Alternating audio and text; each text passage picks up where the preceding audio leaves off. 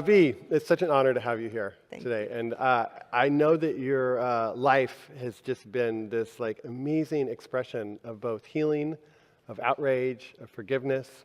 And there's a particular topic I know we want to address today, which is the power of an apology. And so I would love to maybe start there, and we'll see where this all wants to go.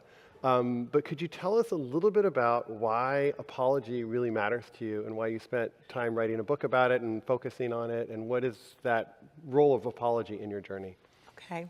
Well, first of all, I'm so happy to be in this beautiful space with all of you and this wonderful man who's been doing this for 15 years. It's just unbelievable. And I want to really honor you for that. And I feel really happy to be in community lately, whenever there's a chance, because the world just feels so perilous, and there's so much grief, and so I just want to honor that and honor the people suffering right now and bring them here so we hold them in our hearts today. You know, for me, I was reading about one of these cantankerous Trumpian characters who, his name is Nick Adams or something, and he's like one of these kind of uber macho dudes who's like creating this new ethos or old ethos and bringing it back. And he had a list of all the things you have to do to be a man. And you know what was number one? Never apologize, right? Mm-hmm. And I think, you know, in my investigation over this lifetime, which has been vast in terms of why we have violence and what is violence and why it keeps perpetuating and going on, the non-apology, to me, seems like one of the central columns to patriarchy, right? It's literally holding it up. And I think from a young age, boys are taught to apologize is an expression of weakness, vulnerability, humiliation / humility, that if you say you're wrong, then the whole deck of cards is going to start falling down. And I grew up in a very violent family. My father was a tyrant, and he was a person who hadn't processed a lot of his own self-hatred and grief, but he had a lot of power in the family and in his own work. And so I was really, in many ways, an outcome of violence. I was a consequence of violence. I was beaten regularly. I was sexually abused. So much of my childhood, I was formed in that cauldron of violence. And after I left home, I think I dreamed perpetually that there would come a day when my father would say, "I'm sorry." He would wake up and he would come to his senses and he would realize what he had done. And, you know, that happens to people sometimes in older age, that they have a revelation about their life.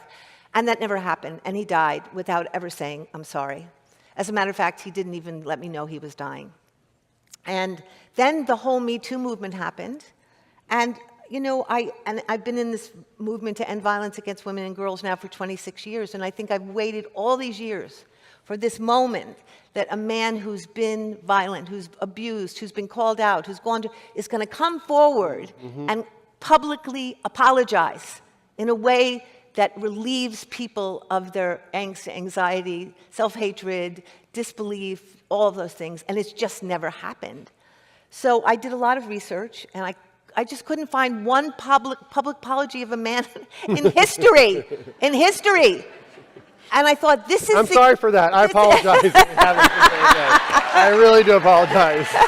We suck. I apologize. But go ahead. Thank you. I appreciate it. But this seems significant. This seemed like a significant omission. So I decided that I was going to write my father's apology to me for what he had done. And this was a profound, excavating, devastating, but ultimately liberatory, the most liberatory experience of my life. And when I highly recommend it with support. But I will say one of the things that I discovered in this process is, look, when you are a victim of somebody, right, we don't have that many places in our culture that allows us to process that where we can have a new identity other than a victim or a survivor. And so my whole life was really predicated on that story, those events that occurred between, that trauma that occurred between my father and I. I was a reaction to that. He was always determining the narrative because I was always resisting him in one way or another. When I was protesting, when I was organizing, when I was writing, it was still his story, right? It was still his story. What writing this apology did is I exited his narrative. I left his narrative. I left the world of my father. I left the world of his abuse. I'm no longer his victim. I'm not living a life as anybody's victim. I am my own person. And part of what had to happen in the writing of that book, once I made a determination to write it, I basically called my father in as an ancestor, and he came. And I feel like we wrote the book together. Wow. And he was there all around me. He would wake me up at 4 o'clock in the morning and say, go to your office, I have something to tell you. And he'd tell me a story, and I'd be like, wow, that's an amazing story. And I'd write it down. But I feel through the process of the book, I reached a point where I had to feel who my father was, what made him who he was, why he was the person he was. I began to understand it, not justify it, but understand it. And when I began to understand it, it had nothing to do with me. My father was that, and I was the thing that was I was standing there. I was that thing. It wasn't me. Yeah. And that was a huge revelation, and I think when I reached the point of where I was in my pain, my father's pain, our pain, the pain of the world, it was the most excruciating moment, but then it was like a door opened, and it was like, whoosh, I went through. Oh. And I think what I learned is that apology is probably the most important thing we can be doing in the world at this time if we're really true about apology and the depth of it and the size of it and what it means. It's as profound as prayer or meditation. It is a pathway to another world. Wow. Wow.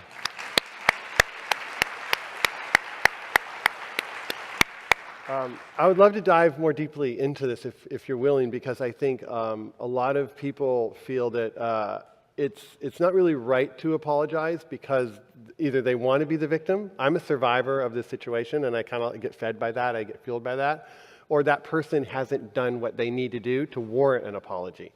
And it sounds like you're like, well, we can take that into our own hands, right? And I'm wondering how that process happens. So if there's somebody out there listening to this is like, motherfucker just abused me or hurt me or whatever they did, and so how do I come to a place in my heart where it feels genuine, and what's the process of pain and grief that needs to be felt in order for that to come across in a genuine way? That's such a great question, because I feel like, look, if you can get a real apology from someone, or if someone's willing to make an apology, that's amazing. I couldn't because my father was dead. So for me, I didn't want to be stuck inside that story anymore. I wanted to see what was on the other side of it. And I think in some ways, if an apology is a journey, and if you take the time you need to take, I think there are 4 parts to it, which is, first of all, a self-examination. Mm-hmm. How did I become the person I am who was capable of doing the act that I did, right? Who am I? So in my journey, I had to go back with my father and just say, well, when did this begin? Where are the seeds of the story that allowed you to get to a point where you could abuse me sexually and you could beat me and almost murder me? Where did this start in your life? And that took weeks and weeks and weeks just probing and going back. And then once that happened, it's like, what did I do? What did I do? Like, what are the specific details? Because freedom only comes through specificity. When someone apologizes to you and they go, I'm sorry that happened, or I'm sorry I did that, it's like, that's a joke. That's a joke. That's not apology. An apology is, I have done this deep self-examination, and here's what I did. Yeah. I came into your room. I pulled your underpants down. I did this. I took your body. I did. Because once you apologize in detail, the person you're apologizing to gets freed in those moments. It's like energetic particles go poof, poof, poof, poof. All these things you've stored in your body and you've often been gaslit about, and made to feel you made it up and that Yeah. you're crazy, they just begin to pop and pop and pop and pop, and freedom starts. You can feel it in your body, right? So it's the specificity, and then what are the long-term impacts of the things I've done? How did that affect your life? Who did you become as a result of what I did? Because it's not just the action. We were talking. I work in with a beautiful, beautiful place we created with Christine Schuler-Descriver and Dr. Denis Mukwege in the Congo called the City of Joy. And I was talking to Christine. It's in the Congo, and it's a place for many survivor young women who come for 6 months to turn their pain to power and to release their agony and become leaders. Wow. And I was talking to Christine yesterday, and we were talking about a woman who we love, who had come to City of Joy, who had been a nun, who was a practicing nun, who got raped during the conflict in a massive way, who was then forced to have a baby, and she ended up murdering her baby because she couldn't handle it. It was just too much. And she came to City of Joy. She went through the process. She began to recover. She then got hired as a security guard at City of Joy, and then something triggered her, and she began to lose her mind. And it was the guilt about her baby that she couldn't tolerate. And now she's really gone. And we're having a very hard time getting her back. And I was saying to Christine, nobody talks about the long-term consequences of rape in war.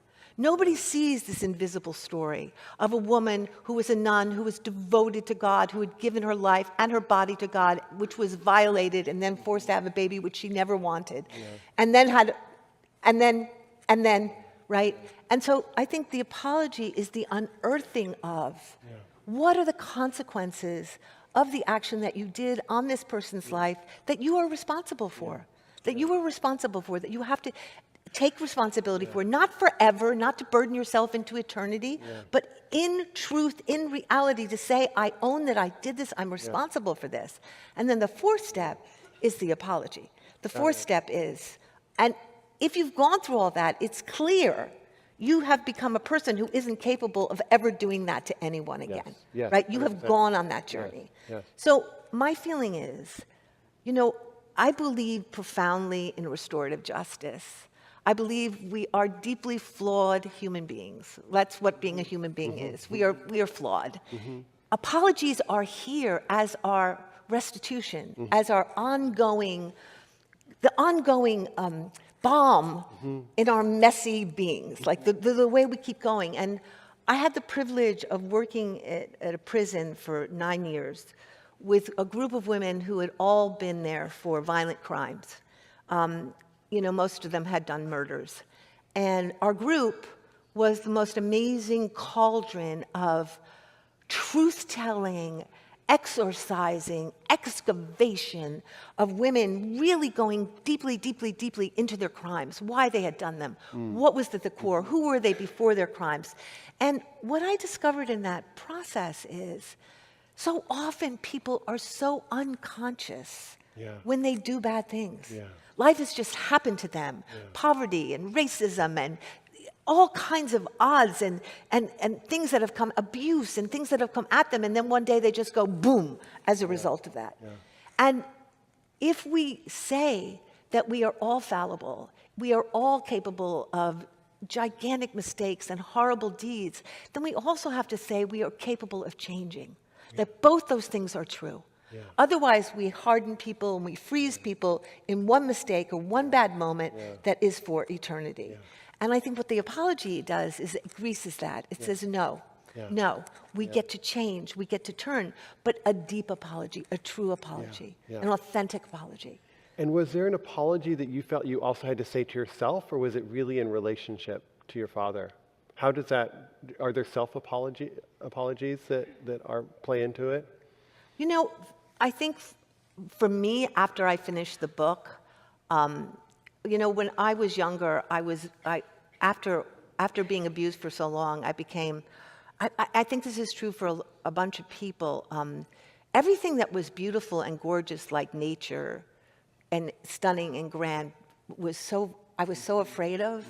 I just went to the cities, and I was I wanted to be away from all that, and away from trees, and away from all that. And it was like, how will I find meaning? I'll find meaning in advancing myself, in writing, and becoming a successful writer, and in movements building, and ending violence against women, and doing, and doing, and doing, and doing, and doing. And and I think at a certain point in my life, I had bad cancer 14 years ago, stage 3/4 uterine cancer, and everything fell apart.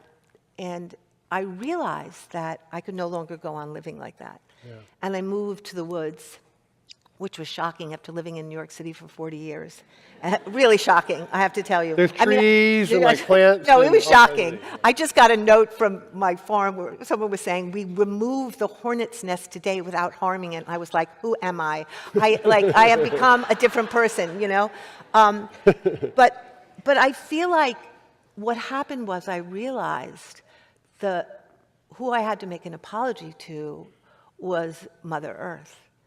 Because I had not seen her, I had not cherished her, I had not been connected to her, I had overlooked her, I had been rushing for the goods of the Father and the recognition of the Father and wanting all of that, and just literally stepping over her and dissing her. And when I made that apology, it was the beginning of the greatest relationship of my life. I have to say, like, to be connected to the earth, for me, has been the greatest thing that's ever happened to me. And I think when we're abused and when our bodies are damaged, we leave them, right? We leave ourselves. We leave our embodied beings. And so as we leave ourselves, we leave our connection to the earth, because every time we connect to the earth, it reminds us we're not connected to our own bodies. And I think I had to go through a journey to get back into my body, which the cancer really helped with, because when you wake up after a 9-hour surgery and half your organs are gone and you have tubes and things coming out of everything in your body, you're like, oh, I'm a body. It was real, you know? I think that journey back and the apology of really owning that I didn't see her and didn't know her and didn't take the time, right, was the beginning of a very profound relationship. Wow, thank you, thank you. I noticed myself just wanting to pause and just take this all in, if that's okay. Wow. We were talking backstage too a little bit about the place of vulnerability and helplessness, and how, particularly for men, we don't want to go there. We don't want to feel helpless. We want to feel like we're in control and we got things and we can handle things. And if we did something wrong, as you mentioned before, we fight against that, right? Because our self-worth is kind of predicated on kind of like this power above and power over. And so if we did something that makes us seem weak, that's like going the wrong way, right? It's not advancing the manhood that we're taught to be. And yet there's these younger parts in ourselves that are so fearful and so like worried about what's going to happen to us and whether we're going to succeed or not, or make it or not. And I'm wondering, could you talk a little bit about that place of vulnerability and helplessness and surrender that is maybe one of the more difficult places, maybe it's true for men and women, I'm not sure, for people to go to, and what you've discovered by kind of navigating that terrain of helplessness? Well, I think so much of what we're seeing in the world right now being played out is an unexperienced, an unprocessed trauma of helplessness formed now into violence, right? And I'm going to tell two stories. Sure.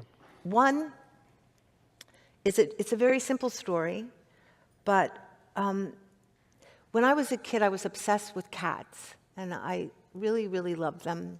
And they were my way out of the pain of everything I was in. And I had this cat, and I loved this cat. And it was something that my father and he took delight in my cat. And it was a place that was beautiful between us. It was a place it was like an oasis in the midst of all the violence. Like he would make fun of my cat, and I'd come home and the cat would be in his lap, and he would be embarrassed, but he would be there, you know, because he was so macho, he could never say that he cared about a cat, you know. And one day I went out, and when I was gone, my cat got hit by a car, And when I came back, my father was standing with the bloody cat in his arms, and he was crying. And it was the only moment in my whole life that I saw my father be two things: be helpless and be loving, openly loving towards me. And they were at the same moment. His helplessness was his love. Wow. So that was the first imprint. Wow. And then the second thing that happened was I was in Kosovo right after the war, and two women friends had invited me there because their house had been destroyed in the war, and it had been broken apart, and they asked if my friend and I would come and help them and then just go and help people, bring them supplies and bring them aid. And it was crazy. There were landmines on the streets. We had no idea when things were going to blow up, and it was crazy. But we were going around finding out who needed what supplies, and we came to this backyard, and a woman and her daughter were there, and the woman had gone blind during the war because of the stress, and her house was destroyed with graffiti. It had been blown up, and they were sleeping on the ground. And she told me the story of her son, how he had been gone for 3 years and he hadn't been back, and she just started to weep. And so we decided we would come back the next day and we would bring them mattresses and we'd bring them things with blankets and they can sleep. And as we came into the yard the next day, I heard this horrible commotion. It was like, "Wah!" And what had happened is her son had returned 10 minutes before we got there. And they were just throwing their arms around each other, and they were just embracing. And when he saw me, because America had been supportive of Kosovo, I guess, I don't know why, he saw me and he threw his arms around me and he started to wail. But I mean wail, like, "Ah!" in my arms, right? This was many years ago. And I had two thoughts. Oh my God, there is a man wailing in my arms. And the other one was, oh my God, there's a man wailing in my arms. Okay? And I checked myself and I went, oh, you feminist liar. You say you want men to be vulnerable. Well, here he is. And you are in total fucking judgment, okay? Total judgment, right? And I realized how deeply controlled I was by patriarchy, how deeply controlled I was by the notion that if men show weakness, something's wrong with them, right? And that began a whole turn in my whole journey of really looking where I'm caught in that same story, because we're all caught in patriarchy, every single one of us. And I think what I've seen in my lifetime is that when we allow ourselves, and this happened during the apology, but this has happened to me, to be honest, since October 7th and the daily, the horror of October 7th, and then the daily devastating images that we are seeing coming from Gaza. Like, the part of me that feels utterly helpless and in grief, I have to let myself die into that daily. I have days where I just weep for hours, and I feel what I'm feeling, and I feel that helplessness, because I know if I don't, I will become raging, I will become bitter, I will become hard, and I don't want to be that person, right? And I also feel it's my way of saying, I'm with you in your struggle, I'm with you in your sorrow, I'm with you in what's happening here. And I think the hardest thing for any of us to do is to admit that we are human beings, which is that we are utterly helpless. Let's be real. Let's be real. What are we doing here? Does anyone know? Does anyone have a clue? Because I don't. I mean, really. We are just making this shit up, okay? And so I feel like if I walk around like, I got this, oh yeah, I know what I'm doing here, that's just a lie. It's just a lie. Everything is weird and bizarre and getting more and more weird and bizarre every day. So part of it is, how do we live with both our strength and our connection and our utter helplessness in the face of it? Because I believe, like I said about that door, inside the wound is a portal. The wound is a portal. The wound is a portal. And if we allow ourselves to go through it, there is something else on the other side. I found it over and over again. Yeah, the place we do not want to go is Yeah. the door. Exactly, that we need to go through. exactly where we should go. Yeah, and exactly the feelings that we don't want to feel are the exact feelings to break through into the another thing. And again, it's one thing to say it, it's another thing to actually go into it. And the other thing I want to talk about, which is energy. Yeah. And I do think there's an energetic component to all this. I was wondering if you could speak to how you see energy moving or not moving in our systems and what ways enhance movement of energy. And allowing those feelings is definitely one way that energy moves. But could you talk a little bit about how you see the energy work? I think everything's about energy. Everything. I think, I really got this when I was sick. Like certain people would come into my room, because when you're sick, and you have bags and needles and everything, you're completely porous. You're completely open. I could literally feel people who came into my room with love and people who came into my room with not good energy. And I knew I couldn't have those people around me. Yeah. It's like they cannot be around me because their energy is coming right into my body. Yeah. And I think that trauma, it's like dented energy. It's dented. It's like a dent in a car. It dents your energy. It's a dent. There's another dent. It's a dent. And we have to pop out the energy. We have to pop out the dent. We have to pop out the dents that are all over our bodies, right? And I'll just tell you this amazing thing that I think about it all the time. I was doing plant medicine. No. Oh, no. No, don't tell me that. And it was at the end of a very amazing journey, and I have amazing connections to the mother when I journey, and she often gives me downloads, and she gives me messages, and she tells me things in very interesting ways, and sometimes very painful ways. And I was there, and she said, I want you to go up and look, I want you to be like, what are those things called when what are they taking pictures? What are they called? Satellites? Drones. Okay, so she was like droning me above the earth. Yeah. And she said, look down, look at all the countries, look at all the world. And all the countries in the world were lit up. And then she said, look at America. And it was completely dark. And she said, you have one mission. And then she wrote across the sky, raise the vibration. Raise the vibration.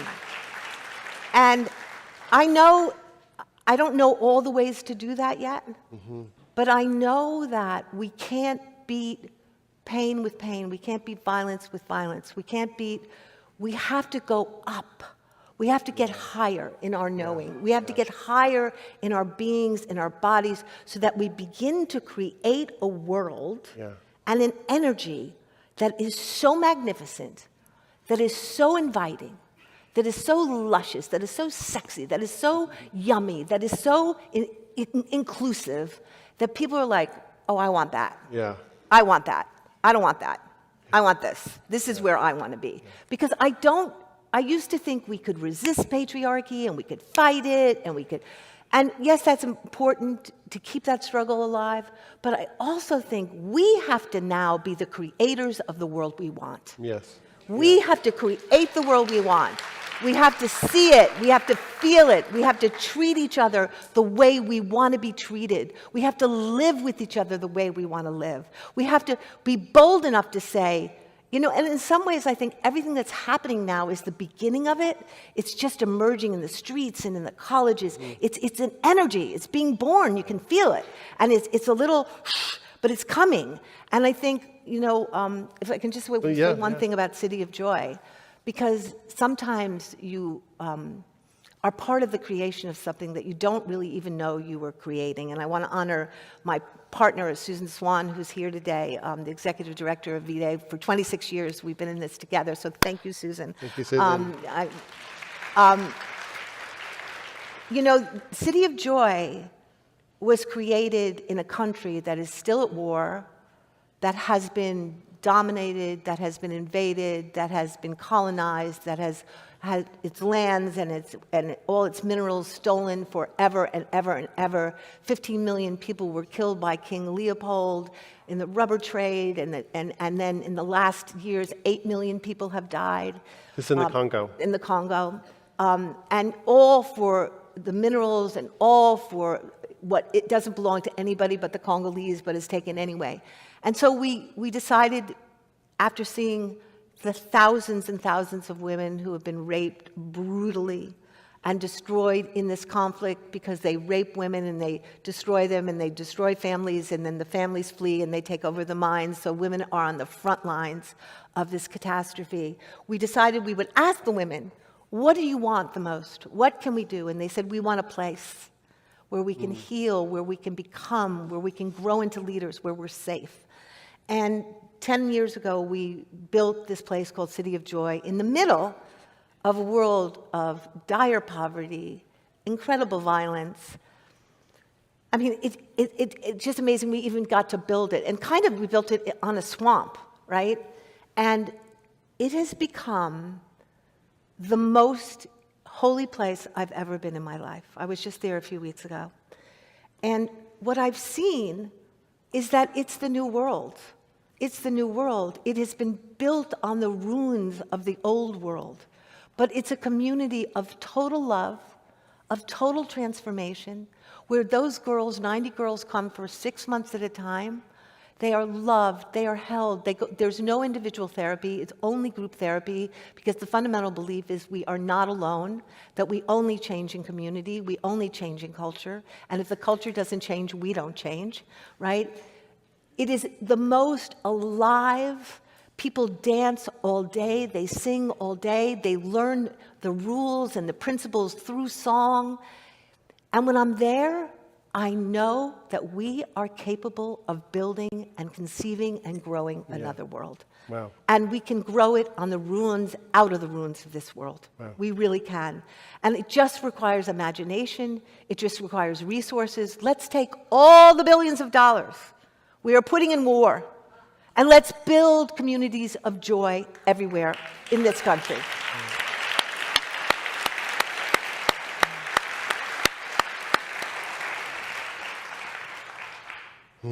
Thank you.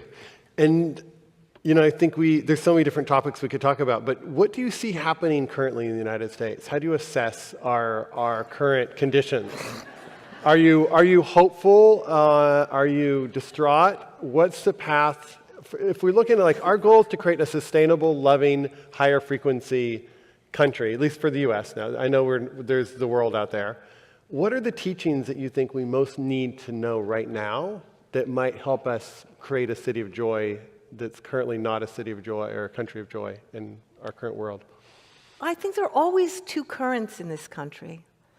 There are those who are on the path to revolutionary healing, to coming into a new consciousness, to being willing to look back at the past, to examine it. And I think that was really beginning to happen. COVID, right? I mean, I think COVID was a very, very, very painful period in that it revealed so much, and so many people died needlessly. But it was also a period of coming out of the kind of diabolical amnesia that we've lived in this country for so long, right? Forgetting that we're always on stolen land, forgetting that this country was born out of genocide towards the indigenous people, forgetting that there were 400 years of slavery and Jim Crow and everything that followed in mass incarceration, that there were all these things starting to happen. The revelation that we had no healthcare system. The revelation that we put nurses in garbage bags, right? The revelation that black and brown people were dying at faster rates than anybody because they didn't have access to healthcare. The revelation when George Floyd, with that horrible knee on his neck for 9 minutes, it exploded in the street and people began to wake up and come into consciousness. It was an amazing period of time. And I thought, okay, this is the beginning of the reckoning. This is the beginning. And of course, the forces that don't want to wake up, the forces that are terrified to face their history, to face our role in our history, whether we were there or not, we are all beneficiaries of that history, right? To wake up they started to begin to say, no, this will not happen. No, this will not happen. We will push back, push back, push back, push back, push back. And every front, whether it's pushing back against, civil rights, whether it's pushing against, anti-racism training, whether it's pushing back against abortion, whether it's pushing back transgender rights. It's just like push back, push back, push back, push. And so I think these two strains are happening. I think what we all have to do, and this is just what I'm really committing myself to do, is to say, where is it that people are hurting so much that they have turned their pain into violence? And how do we help people contact their pain and contact their trauma so we can release that violence? And that means sitting with people you might not want to talk to, and that means listening to people you might not want to talk to because they're politics. But it also means, where do I have violence in me? Where do I have a refusal in me? Where do I have a wall in me and an insistence on my rightness in every situation so that I can't allow myself to be open? That's one thing. And I think the other thing is, like, how do we build movements, deep, profound movements of solidarity and love, so we have each other's backs, so we stand with each other, so we struggle with each other. So if you have an issue that I don't have, I come and I struggle for your issue, and you come and struggle for my issue, and I struggle for your issue, and there's no hierarchy of suffering. There is one story. There is one story. We can't separate the ending of abortion rights from campaigns of colonialism. They are all the same story. And part of it is, how do we keep wrapping our struggles and wrapping our love together? And I just want to tell one story, because to me, it epitomizes this journey of opening ourselves. When I worked in this prison for 9 years or 8 years, one of the first things I did was I would run these groups. And women would come, and we'd go around the circle, and they'd tell their story from 1 to 5, one main incident, 5 to 10, and we would do it each week. And there was one woman in the group who really bugged me, and she kind of scared me, and I didn't like her. I just made a judgment about her, like, creepy. And I didn't want her near me, and I hope she didn't talk, and I just had a really bad vibe about her. And I was just being honest, it was there. And the second group, she sat down next to me, and I was like, oh my God, she's sitting next to me. Okay, all right, okay. And all the women in the group were, all of them had done, very difficult crimes, and they were all, and I was just I was so into them because they were so honest, and they were sharing about their pain, and most of them, by the way, had been sexually abused and were sharing about their abuse, and then we got to her. I was like, oh my God, okay, here we go. And she told the story of her life. And she had been used by her stepfather and her mother essentially as a dildo. And she had been raped by both of them, and then she was sold to other people who used her and abused her and chained her to beds and treated her essentially like a sex toy. And eventually her mother died, and her father then had her go out and bring children in that he could abuse. And in the course of that, one of them died, and she came to prison. And she said, when I got here, I had no idea why I was here, because there was no moral reference point. No one had ever told me what I was doing was wrong, because that was all I had known. And she said, never let me out of here, because I don't know what I would do. And I started to cry, like I couldn't stop, because I realized I had made up a whole story about her.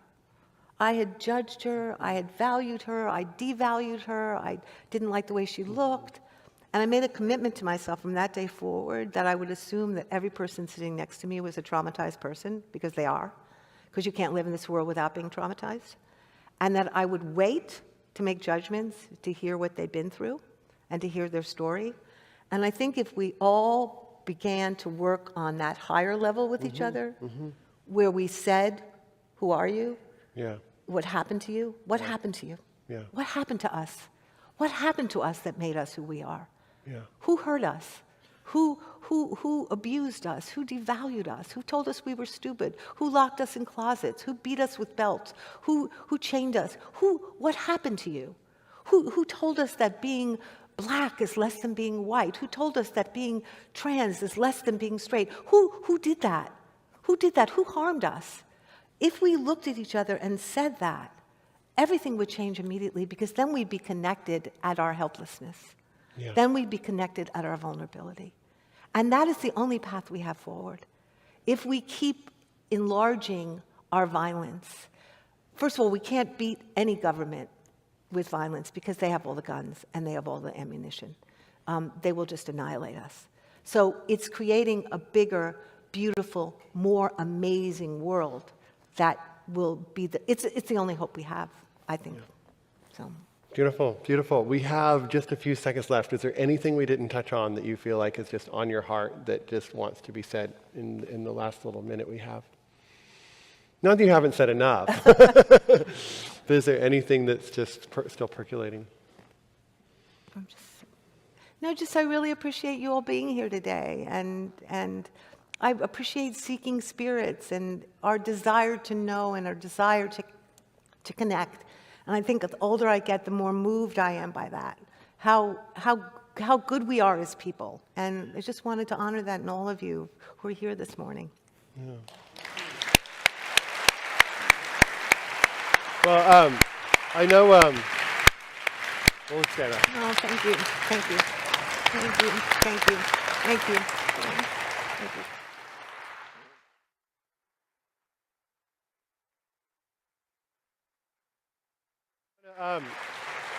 Say, a part of me wants to ask you what multivitamin you use, and I realize you're powered by a sense of purpose. Or I don't know how you would phrase it, but it's lovely and amazing to be in that frequency with you, and I think we can all appreciate that. Thank you so much. And I just want to say about this human, he really is modeling a different way of being a man, and I want to really appreciate it. Yeah, really.